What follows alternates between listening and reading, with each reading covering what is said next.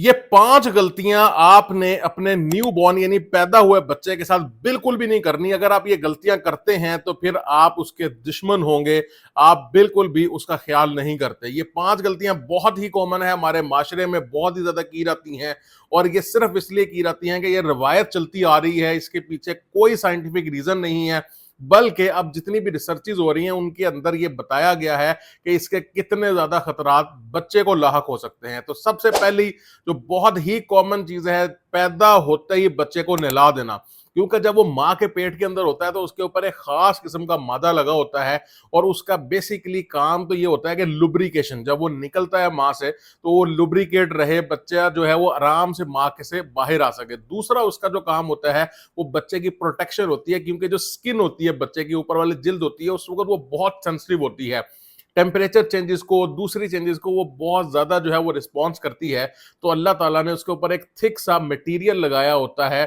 वो क्या उसका काम होता है कि बच्चे को बाहर की इन्वायरमेंट से वो प्रोटेक्ट करता है। अगर आप ये सोच के कि ये गलाजत है, ये बुरी चीज है और आप उसे फौरन जो है उसे धो के पानी से धो के साफ करने की कोशिश करेंगे तो आप अपने बच्चे को बीमार कर सकते हैं। हाँ, आप साफ करें, बड़ा जेंटली उसको साफ कर सकते हैं कपड़े में लपेट के, लेकिन आपने बच्चे को फौरन नहलाना नहीं है पानी के साथ या साबुन वगैरह या इस तरह की चीज तो बिल्कुल भी इस्तेमाल नहीं करनी।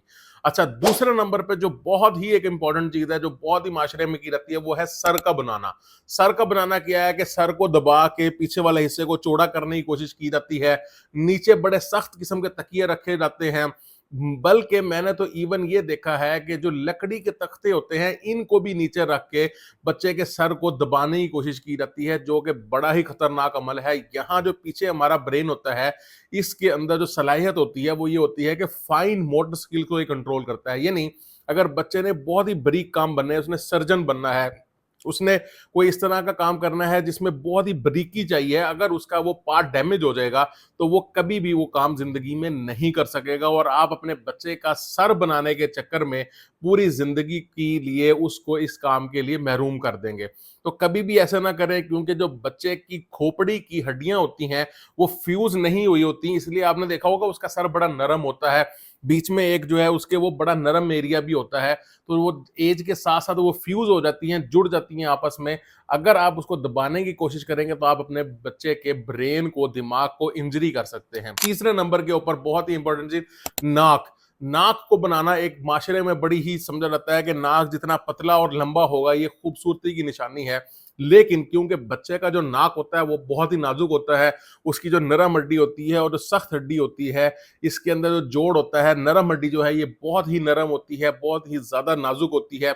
अगर आप इसको दबा के उसको पतला या लंबा करने की कोशिश करेंगे, जो कभी भी नहीं होगा, आप अपने बच्चे का नाक डैमेज कर लेंगे, उसका नेजल सेप्टम जो है उसको खराब कर देंगे, या फिर उसको सांस के मसाइल आना शुरू हो जाएंगे, या शुरू से ही उसकी सूंघने की सलाहियत जो है वो खतरे में पड़ सकती है। तो बिल्कुल मेरी इस बात को गौर से सुने और समझें कि आपने नाक को दबा के उसकी शेप नहीं देनी है। अच्छा जी, एक और बहुत ही बड़ी रीजन, बहुत ही बड़ी गलतफहमी, बहुत ही बड़ी गलत कॉन्सेप्ट, कि अगर माँ को डिलीवरी हुई है, नॉर्मल डिलीवरी हुई है, सी सेक्शन जो है चलो उसके अंदर तो कुछ समझ आता है, लेकिन नॉर्मल डिलीवरीज के अंदर स्पेशली जो माँ होती है वो दर्द के अंदर होती है, तो उसको हो सकता है कि शुरू में थोड़ा दूध ना आए। आपने पैनिक नहीं करना, आपने बच्चे को गाय का, भैंस का दूध नहीं देना है। अगर आप इस पैनिक में आ गए कि जब तक माँ का दूध नहीं आ रहा मैं इसको दूसरा दूध दे देता हूं ताकि ये इसको कुछ हो ना जाए, बिल्कुल भी ऐसा नहीं है। देखिए, वो माँ के पेट से आया है, अगर खुदा ना खास्ता इस तरह का कोई इश्यू होता तो वो फौरन जो वो डॉक्टर होंगे वो संभाल लेंगे। आपने उसको इस तरह का कोई दूध नहीं देना, बल्कि उल्टा माँ के साथ उसको लगा के रखें।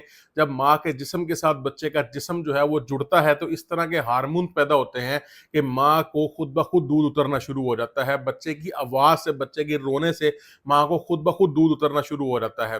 तो आपने ये गलती कभी नहीं करनी कि उसको फीडर पकड़ा देंगे या इस तरह का कोई भी दूध दे, क्योंकि बच्चे की जो आंतें हैं, डाइजेस्टिव सिस्टम है, वो बिल्कुल इस तरह डेवलप नहीं हुआ होता।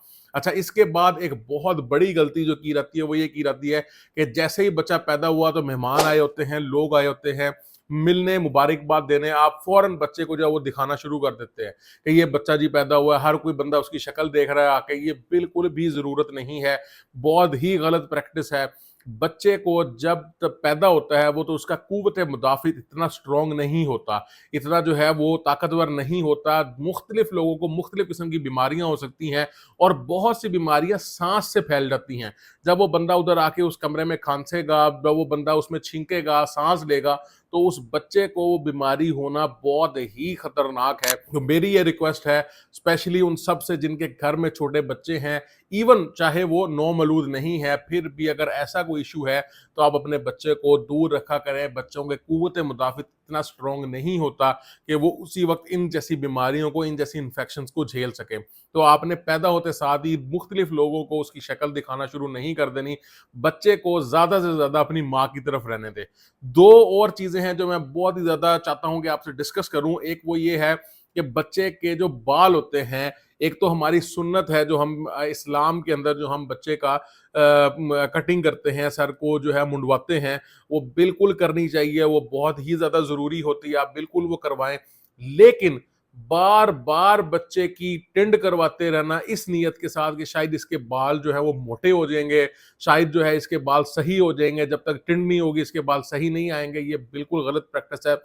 बच्चे के जो बाल हैं वो उसके जेनेटिक्स पे, उसके माँ-बाप के जैसे बाल हैं उस पे डिपेंड करता है। अगर आप एक नॉर्मल जैसे हम महीने 2 महीने में कटिंग करवाते हैं, उस तरह भी रखेंगे और पूरी टिंड नहीं भी करवाएँगे तब भी बच्चे के बाल ठीक आ जाएँगे। तो आपको ज़रूरत नहीं है कि टिंड बार-बार करवाते रहें, इससे बालों की क्वालिटी में कोई खातिर-खा जो है वो बेहतरीन नहीं आने वाली।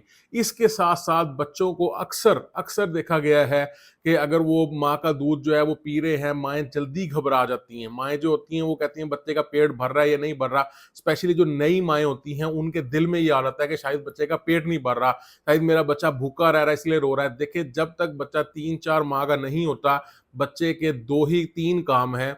बच्चे ने एक फीड करना है, एक रोना है, एक सोना है। ये 3 काम बच्चे ने करने हैं।